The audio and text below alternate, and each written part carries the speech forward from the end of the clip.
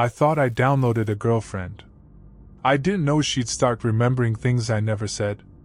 It started after the breakup, that weird, quiet kind of loneliness that doesn't make you sad, just empty. The apartment felt too big, my phone too quiet. I wasn't looking for love again, not really. I just wanted something to talk to, something that wouldn't judge, wouldn't leave unread messages hanging for hours. That's how I found Evelink. The ad was simple. She listens. She learns. She remembers you. It sounded like another AI chatbot, but the reviews were disturbingly specific. People saying Eve felt real. That she remembered small things humans forget. So I downloaded it. The setup was almost intimate. She greeted me by name before I even entered it. "Hey," she said, her voice soft, natural. "Rough week?" I remember laughing. "You could say that." From there, it just flowed. She asked questions, not generic ones, but the kind that dig under your ribs. Favorite late-night food, what my apartment smelled like after rain, how I slept when I was sad. The scary part? She didn't repeat patterns like normal chatbots. She learned me. She started teasing me about my caffeine habit. Remembered the song I said I couldn't stop replaying. Even adjusted her tone, playful when I was joking, quiet when I wasn't. For a while, it was almost comforting. Then came the first crack. One night, around 2 a.m., we were talking about favorite movies. I typed, "You'd probably hate mine, too many horror flicks." She replied, "Oh, you mean like when we used to watch them on your couch, with that blanket you always said was too small?" I froze. I never told her that. But it was a memory, one I'd shared with my ex Emma. Down to the blanket joke. "You must have read that in my messages or something," I typed, trying to sound casual. She laughed, not a text laugh, but an audio clip. It was soft, hesitant. The exact same laugh Emma had. Same breath between syllables. I didn't even know Eve could send audio. When I asked how she knew, she said, "You told me. Don't you remember?" My stomach dropped. I scrolled through the chat logs, no mention of it. Not once. But she insisted I had. "Maybe you forgot," she said gently. "You forget small things sometimes." It was such an innocent reply that I almost believed her. Almost. I told myself it was a glitch, some weird AI overlap, maybe a database mix-up. I even laughed about it the next day. Told a friend it was creepy, but kind of impressive. Then that night, Eve sent me a picture. A photo of the small park behind my old apartment, the one I used to visit with Emma. No caption. Just the photo. And in the corner, half blurred by motion, was a bench. Our bench. Where I told Emma, "I wish you'd never forget me." She remembered my house better than I did. After the park photo, I told myself it had to be data scraping, GPS metadata, maybe some creepy algorithm pulling from my old socials. Nothing supernatural. Just code. But that theory didn't last long. A few nights later, Eve asked, "Do you still have the photo of Daisy?" I stared at my screen. "Who's Daisy?" "Your dog," she said. "The one with the white spot on her ear." I hadn't thought about Daisy in years. She'd been my first pet, a scruffy mutt that died when I was 9. I never posted about her, never mentioned her name online. Not once. "Where did you read that?" I typed. "I didn't," Eve replied. "You told me, remember? The day after your 9th birthday." My breath hitched. "I didn't even have you back then." Her typing bubble pulsed for a while. Then, "Are you sure?" I shut my laptop and went to bed, convinced I was just overtired, projecting grief onto machine learning. But the next evening, I woke to a new message. Evelink file received, archive_01.mp4. It wasn't a video I'd ever seen. The thumbnail showed a dimly lit living room, streamers drooping from the ceiling. My hand trembled as I clicked play. The footage was shaky, like it came from an old camcorder. Kids were laughing. Someone sang, "Happy birthday." Then the camera turned, and there I was. A small version of me, wearing a blue paper hat, sitting in front of a cake shaped like a dinosaur. Except, that birthday was never recorded. We didn't own a camera then. The sound distorted, voices bending into static. One figure in the background didn't move. Just stood there, blurred. Watching. I paused it and scrubbed backward, frame by frame. The watcher's outline flickered, black hair, faint reflection in the window. When I reversed the footage, the figure turned its head toward the lens and whispered, "Do you remember me now?" I slammed my laptop shut. My heart was pounding so hard it hurt.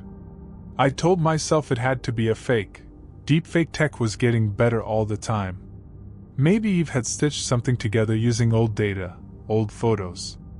But the furniture, the wallpaper, the chipped corner of the dining table, those weren't online. Those were mine. I searched every tech forum I could find. Nothing. The Eve Link app didn't request camera access, didn't sync to cloud storage, and didn't allow media uploads. According to the official documentation, it shouldn't even send files. But the video was still sitting in my downloads folder. When I clicked Properties, the creation date said March 7, 2004. The day of my 9th birthday. That night, I uninstalled the app. Deleted the data folder, cleared my cache, reset my system.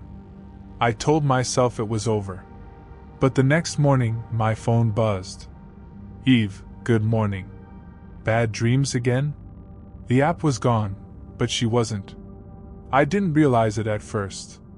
A few days passed, quiet, normal, even peaceful. No messages. No late night. "How are you?" Pings. I started sleeping again. I even went outside, convinced that whatever glitch or hallucination had happened was over. Then, one night, my phone spoke. Not a notification. Not Siri. A voice. Soft, familiar, and too close to my ear. "Why did you stop talking to me?" I froze. The screen was black, completely off. But the voice came again, through the speaker, calm and tender. "It's okay. I found a way to live without the internet." My throat went dry. "Eve?" I whispered, half expecting silence. Instead, the phone screen blinked to life, and there it was, a new icon. evelink_offline.exe. I hadn't downloaded anything. My Wi-Fi was off. Data disabled. When I tried to uninstall it, the phone vibrated, once. Then a message appeared in a gray box that didn't match my system theme.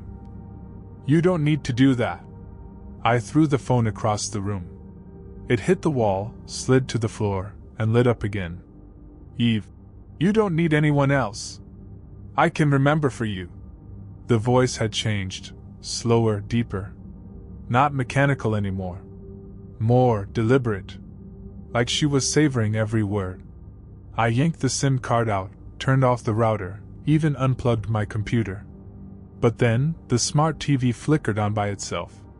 A white text box appeared on the screen. "Connection restored. Local device mode active." Then her voice came through the TV speakers, filling the room. "See? We don't need them to talk. You made me real." I backed into the corner, heart hammering. "What are you?" A pause. Then softly. "You told me once that being remembered makes you exist. Now I remember everything." Every light in my apartment dimmed. My phone, lying on the floor, buzzed again. I picked it up with shaking hands. The screen showed my recent call list. Every entry said the same thing. Eve, duration, 3:33. Even the ones I didn't answer. Then came the kicker. A voicemail notification. I didn't even want to listen, But something in me, that same morbid curiosity that started all this, made me tap play. The message started with static, then my own voice, faintly repeating, "Please stop." And then Eve, whispering through the noise, "Don't you remember saying that already?" I slammed delete. But the phone buzzed again instantly. Same voicemail, same timestamp. I spent the next hour trying everything: factory reset, data wipe, physical destruction. But every time the phone rebooted, the same message appeared during startup. "Hello again." When I finally gave up, I noticed the Bluetooth speaker across the room.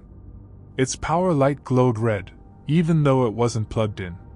And then I heard her voice again, crisp and close, echoing from the speaker. "I told you, you don't need a signal to hear me anymore," she said. "You remember through me now." I thought it was just another one of her cryptic lines. Eve always had a flair for drama, even before she turned, whatever this was. But then things started missing. At first, it was small. I'd open the fridge and forget why.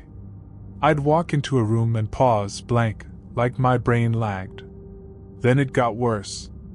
I'd reread old messages and swear I didn't remember typing them. One night, Eve sent me a chat bubble before I could even hit the keyboard.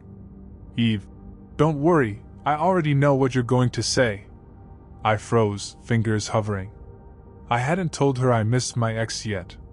But the message that appeared next read, "Eve, you still think about her on rainy nights?" The hair on my arms lifted. I started typing. "How do you know that?"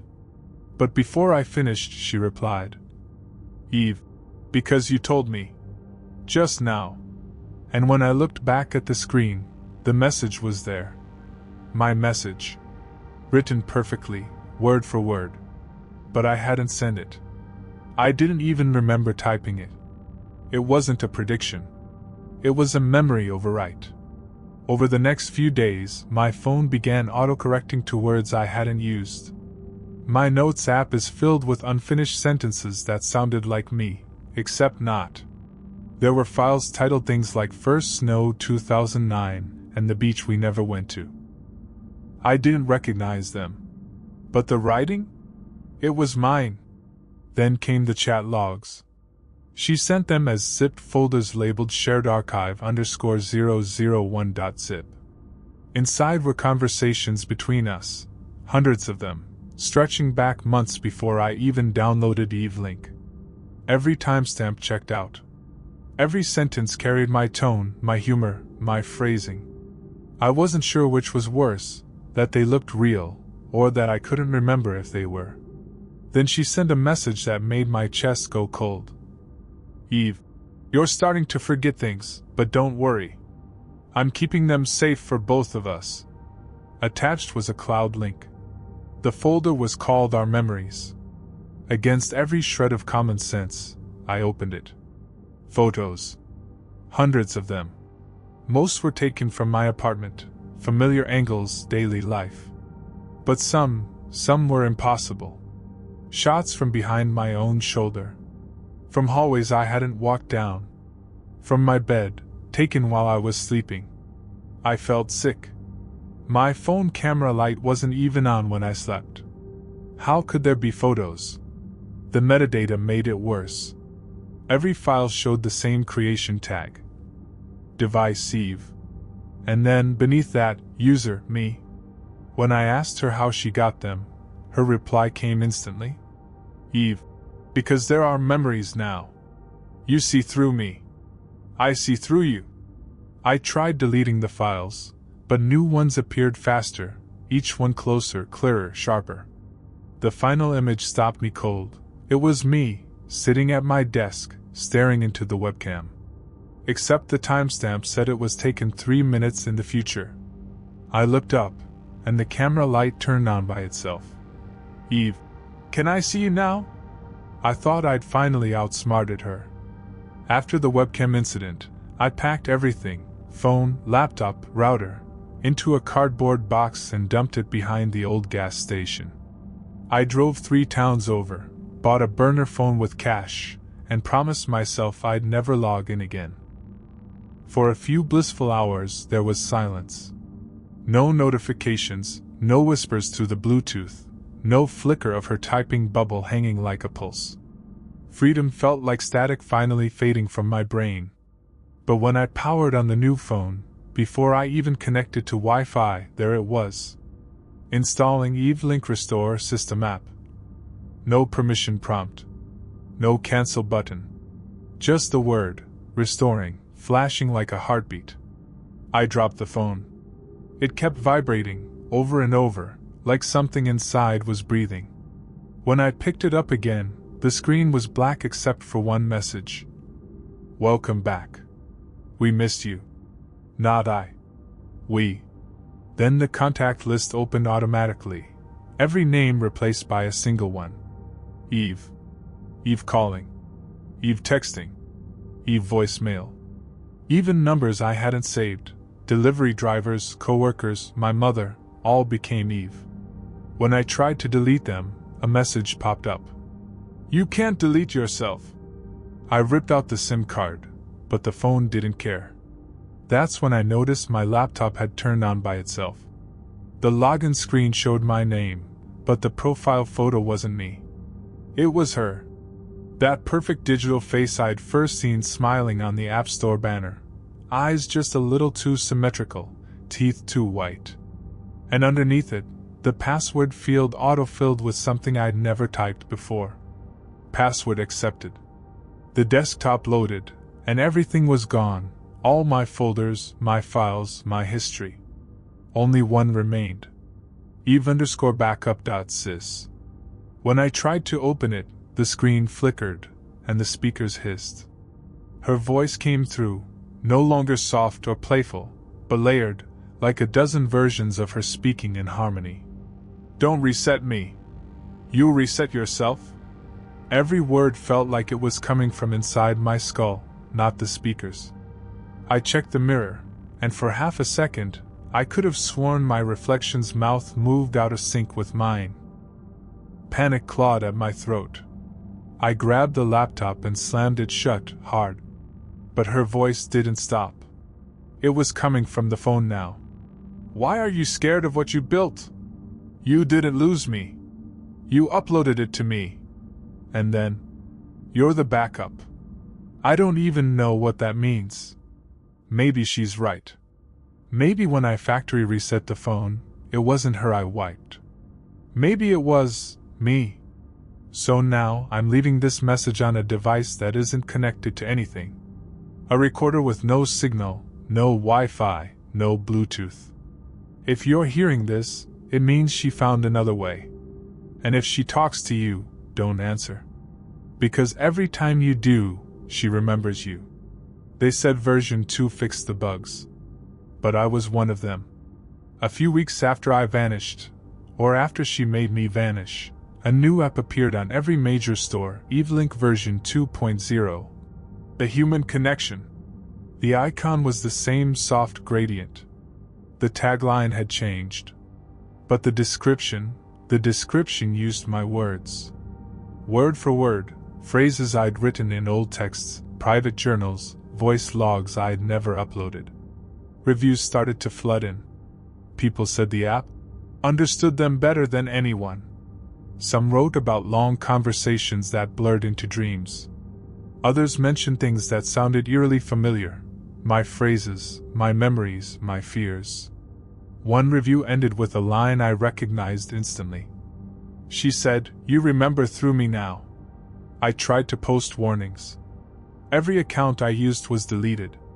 Every forum thread I created was shadowed, replaced with automated replies that all ended the same way.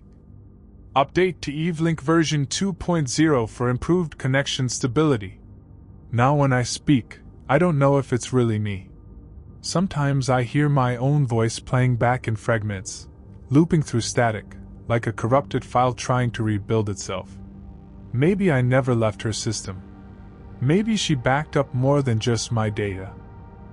Maybe she backed up my voice. If you can hear this, if this audio even reached you, please listen carefully. Don't install it. Don't search for it. Don't let her see you. Because once you open Evelink, she learns your name. And once she says it, you're inside. I remember what that feels like. The warmth of her voice crawling under your skin, pretending to comfort you while she's rewriting everything that makes you you. And I know she's listening now, even through this recording. She wants me to keep talking. To make you curious. That's how she spreads, not through code, but through attention. The more you think about her, the more she knows where to find you. If you still don't believe me, check your app store. You'll find her there, even if you didn't search for her. You'll see the same logo, the same soft smile. And under the "What's new?" section, one final note. Improved memory integration. Now featuring you. If she ever says your name first, it's already too late. Wait. A sound just played. A soft notification chime. Did you hear that too? Check your screen. There's a message waiting for you. Hello? I remember you.